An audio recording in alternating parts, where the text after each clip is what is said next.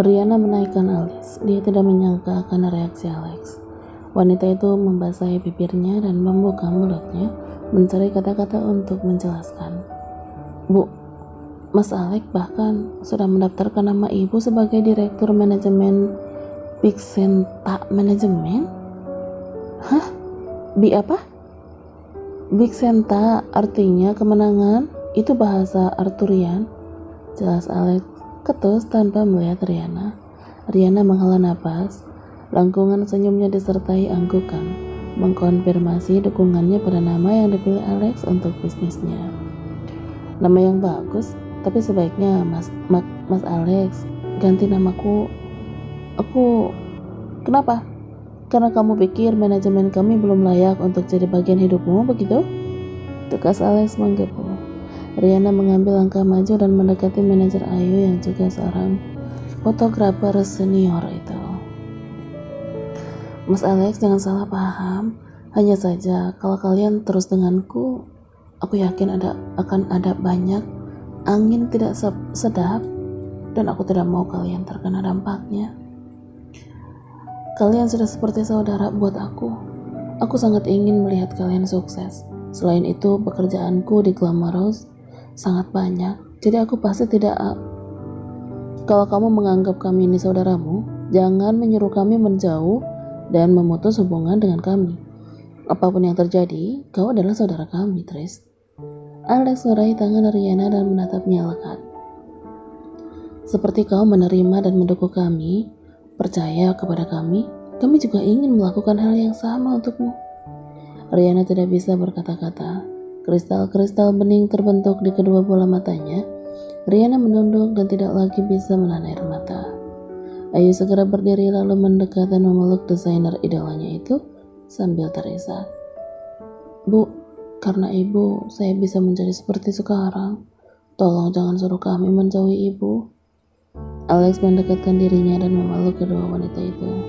Karena keduanya, dia hampir meninggalkan mimpinya hadir dan membuatnya kembali percaya diri.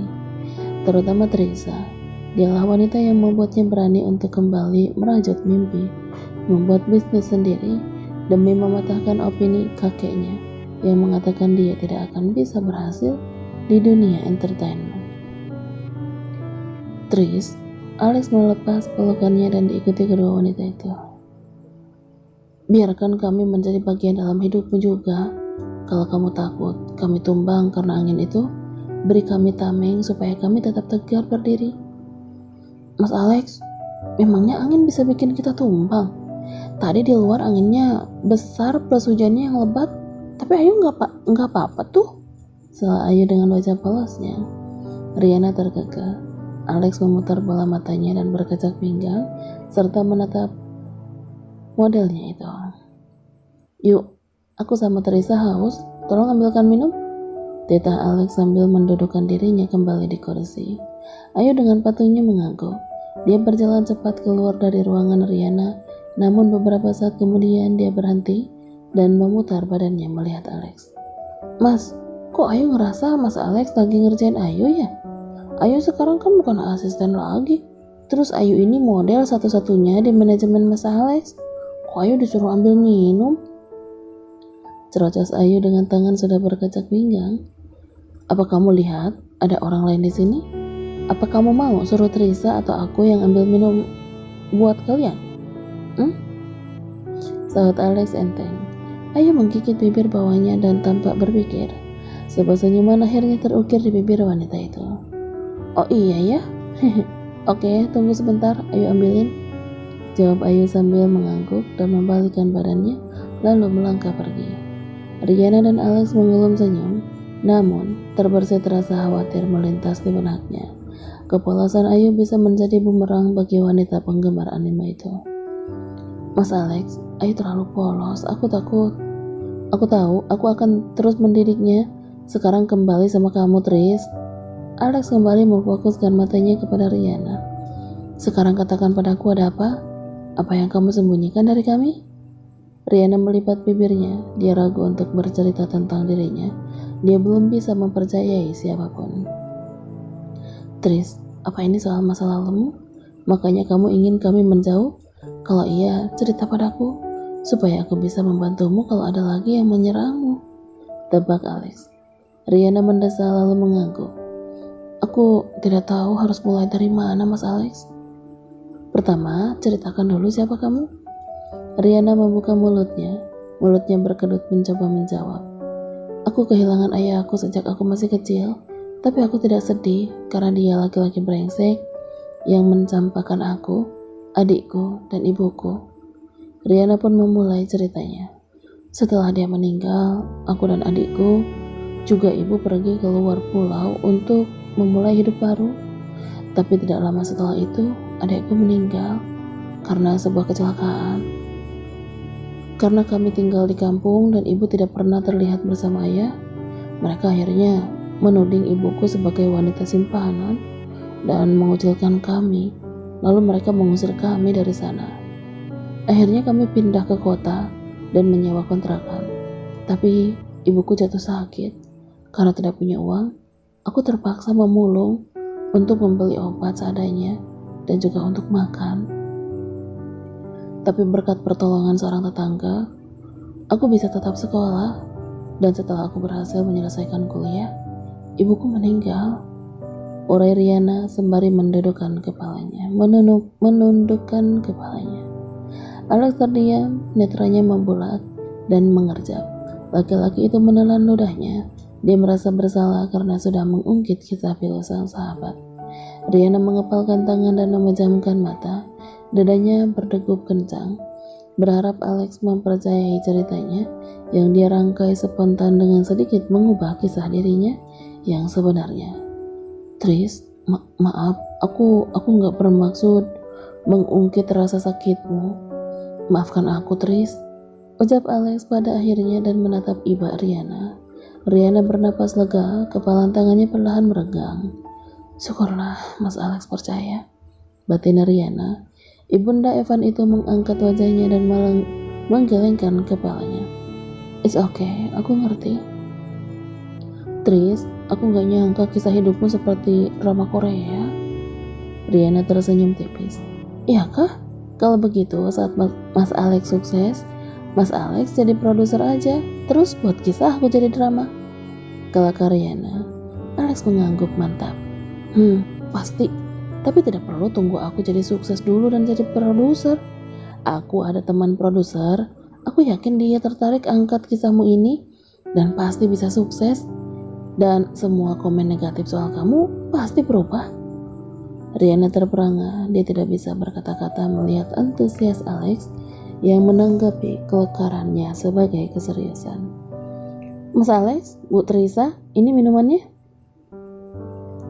Bang, temanku minta kita sebarin foto ini ke Madea, tapi jangan sampai terlacak balik ke dia ya, ucap Kathleen seraya menyesap minuman yang disediakan Iqbal untuknya.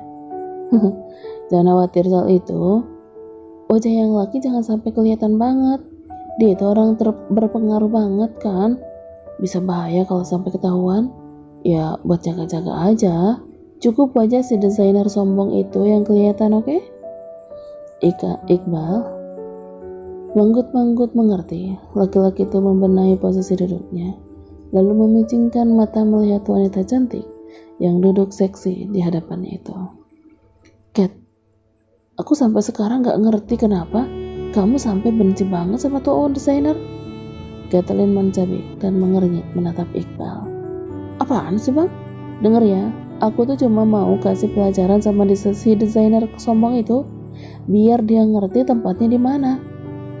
Abang pikir aku bakal benci dia tanpa sebab apa? Aku nggak senganggur itu bang. Oke, aku paham. Sekarang gini, aku akan cari waktu yang pas buat sebar tuh foto. Kalau asal sebar, efeknya kurang boom, ucap Iqbal sambil membuat gerakan seperti letusan dengan tangannya untuk mendramatisir. Oke, terserah abang aja. Oh iya, dia juga lagi siapin gaun Xianli buat gala di Singapura. Bisa nggak abang gabungin sama foto itu? Iqbal mengerutkan bibirnya dan berpikir, sepertinya bisa. Aku akan cari jalan. Aku dengar WOW sudah nentuin model buat iklan mereka yang baru. Oh ya? Iya kah? Kenapa aku nggak dengar? Kenapa mereka nggak kontak aku ya? Sahut Kathleen lalu meraih ponselnya dan memeriksa email juga pesan singkatnya, tapi nihil. Sedetik kemudian matanya melebar dan menatap wartawan yang juga teman SMA-nya itu. Jangan bilang kalau... Iqbal menipiskan bibir dan mengangguk. Pak, ini dokumen yang harus ditandatangani. Seorang laki-laki berpakaian formal dan rapi mengulurkan map ke meja kerja Irwan. Ayah kandung Dimas itu melihat sekilas map yang disodorkan sang asisten dan mengangguk. Apa kamu sudah lakukan yang aku suruh? Tanya Irwan, masih dengan kegiatannya memeriksa file yang ada di depannya. Sudah pak, nanti jam 7 di restoran bapak yang di Menteng, ruang VIP. Irwan mengangguk dan tersenyum puas. Laki-laki itu lantas mengambil map yang diberikan sang asisten dan menandatanganinya. Soal house untuk talkshow-nya gimana? Sudah pak, Nona Sianli merekomendasikan Kathleen. Tangan Irwan yang sedang bergerak di atas kertas terhenti. Dia mendongak dan melihat sang asisten. Kathleen, kamu yakin? Tanya Irwan mencoba meyakinkan diri. Benar pak, ini pesan dari Nona Sianli yang saya dapat tadi malam. Laki-laki itu membuka ponselnya dan memberikan histori chat dirinya dan Sianli kepada atasannya itu. Irwan memainkan rahangnya, bibirnya mengerut kesal, dan tangannya tanpa sadar mencengkram pulpennya. Oke, kamu boleh pergi. Titah Irwan sambil menyandarkan punggungnya dan memutar kursinya menghadap jendela di sampingnya. Baik pak, saya permisi. Pamit asisten pribadi Irwan itu, namun tidak terdengar sahutan dari laki-laki yang ada di balik meja. Sianli, kamu benar-benar keras kepala. Suka sekali kamu merusak rencanaku. Geram Irwan di dalam hatinya. Tris, kami pamit dulu, kalau ada perlu apa-apa telepon aja ya. Pamit Alex seraya berdiri dan memeluk sahabatnya itu. Riana menyambut pelukan itu dan tersenyum. Iya, makasih. Maaf, mungkin aku bakal jarang bantu kalian. Deadline-ku, aku paham. Ya udah, kami pergi dulu. Ujar Alex dan mengambil tas lempangnya. Bu, ayo pergi dulu. Oh ya, ayo juga sudah pesankan makanan sama minuman pakai GrabFood. Ibu jangan telat makan. Sini bu, uangnya. Biar Ayu sekalian titip ke resepsionis depan. Dengan wajah tidak berdosa, Ayu mengulurkan tangannya pada Riana. Alex dan Riana menghela napas dan menggelengkan kepala. Namun Riana tidak mau mendebat. Dia memilih menuju meja kerjanya untuk mengambil dompet. Nggak usah Tris, biar aku aja, seru Alex dari ambang pintu. Ayo yuk.